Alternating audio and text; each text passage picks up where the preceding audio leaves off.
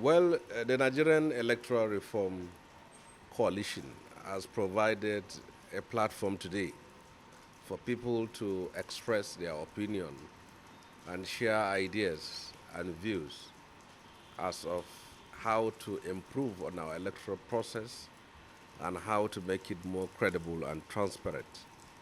And this is important in view of our history as a democracy in the last 25 years, where elections has always been contentious and elections have always been a threat to peace, to the unity and the survival of our democracy itself, which is supposed not to be so.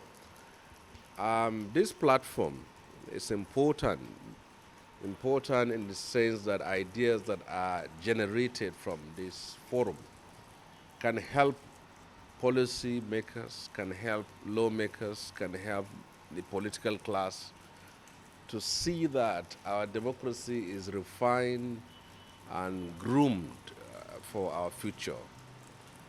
People always ask the question, what is a democracy? And democracy has always been defined by the quotation from Abraham Lincoln, where he said, for, by, and of the people. But in the real sense, democracy is a system of government that comes through a transparent and credible electoral process and that has within its components respect for fundamental rights, respect for the Constitution, respect for the principle of separation of powers, respect for judiciary, respect for law and order, and respect for the people. This is very important. And one of the problems we face as a country is that our electoral process has always been problematic in the sense that the theory has always differed from what is in the practice. If we have a political system that is being controlled, manipulated, and dictated by a few against the wishes of the majority, then what we have is more or less a modified form of military government. If we are going to save this democracy, everyone must do his bit. The political class must not hijack the democratic process. They must ventilate it and make it possible for people's votes to count. The people who are the electorate must also detoxify their minds and their greed. The idea of receiving money from politicians to vote is suicidal to our democratic process. A democracy where you have to pay money to win primary elections, you have to pay money to win the general elections, that is a threat to the democratic process itself. And then the electoral empire in the country must also perform its job responsibly and professionally. So far, many things have been said against Professor Mahmoud, but it is on record that Mahmoud is leaving behind a democratic system in Nigeria where the Labour Party is in charge in Abia State, where the People's Democratic Party is in charge in Osun State, where the ABGA is in charge in Anambra State, where the ANPP is in charge in Kano State, and where the APC has won the dominant majority. I hope and I pray that may we not look back and say that Professor Mahmoud was better than the person or the people who are going to take over after him. Because if you have a democratic process that is only tilted to one side, we have a problem. What we are having today in this country is that people are gravitating to the ruling party. Well, it is not the responsibility of ruling party to stop people gravitating towards them. It's not the responsibility of ruling party if people are moving towards them. It is the duty and responsibility of the opposition to make sure that they create the enabling and conducive atmosphere for the opposition to remain within their fold. If you can't get justice in the ruling party and you move to the opposition, you cannot also get justice there. Then the problem is that there will continue to be depletion of forces in the rank of the opposition, and that is not the responsibility of the ruling party. So what would you say, as someone who's been in the opposition before, what would you say are some of the key challenges that is making people leave the party, and what do you think can be done? Well, there are a number of factors that makes people to leave the opposition parties. One is lack of internal democracy. When you have one person dictating who is going to be chairman of the party, who is going to be secretary of the party, who are going to be treasurers of the party, who are going to control the party, and also who is going to get the tickets of the party, then the opposition is not different from the ruling party. And it is sad and unfortunate that even to get the ticket to run under opposition parties nowadays is even more expensive than getting a ticket to run under the ruling party.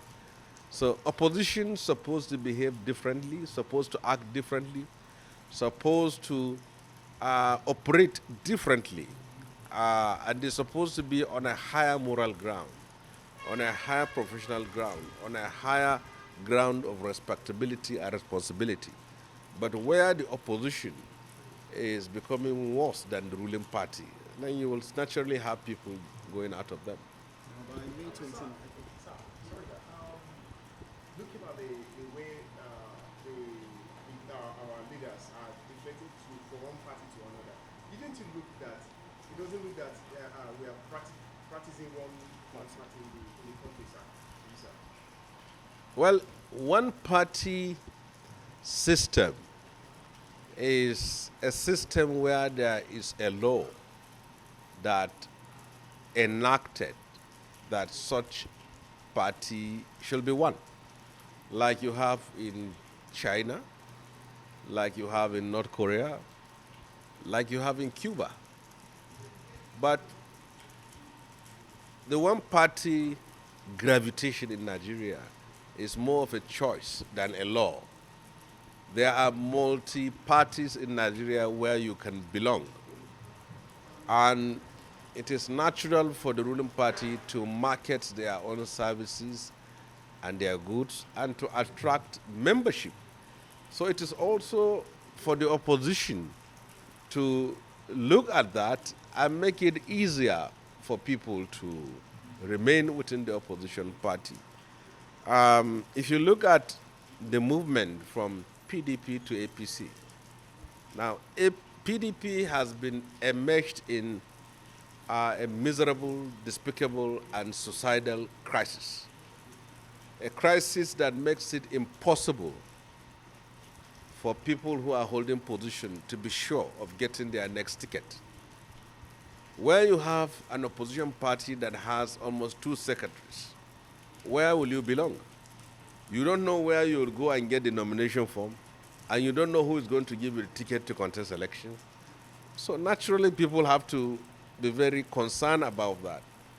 So the inability of the PDP to address its domestic problem led to the exit of many of its members. The same thing with the Labour Party today. And I believe that the judgment that says that internal positions in parties are internal party affairs only creates room for chaos.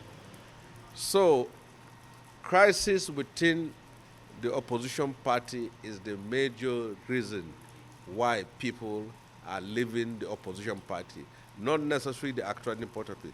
Take, for example, I am a first-time serving governor in the PDP, and I want to go for the second term. And my party is in crisis. So I don't know who is my secretary out of the two, and I don't know which of the faction I shall belong. So if I remain in PDP, and the time comes for me to get re-elected, the two people who are fighting will say I should come to them and get the expression of interest form. So where will I go? Where you have such kind of mortal division in the PDP, people are bound to leave. And I foresee the possibility of almost all the governors of PDP moving to the APC, especially the first time serving governor, not the second time. Because you can't get a ticket to contest in a party that is enmeshed in intractable crisis. The governor of Delta State is a first time serving governor, and he wants to go for the second term. And then he now goes to the headquarters of the party and see two offices of different secretaries, and also see that the leadership and the membership is divided between the faction of Atiku and faction of Wiki. What will he do? And if he picks one ticket and the other one goes to court, what will become of him? So this is what is likely going to happen.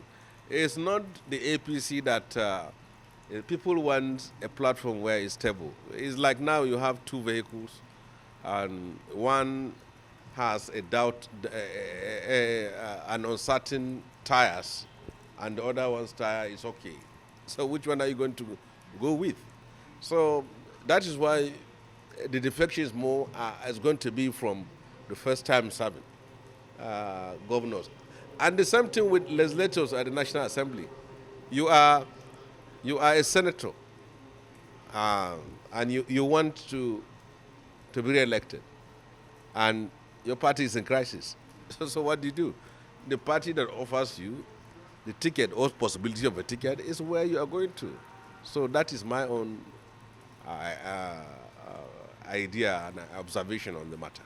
All right, sir. As President Tinubu winds up, 2 years in office, what is your charge to him amidst global geopolitics with Trump in office and the price of crude oil per barrel dropping below what was projected for the budget? That's raising a lot of concern. So what do you think the president can do more to beef up what he has done in this past 2 years? You see, from the day that President Tinubu announced his series of reforms, I know that he's going to be in trouble with the people, because those reforms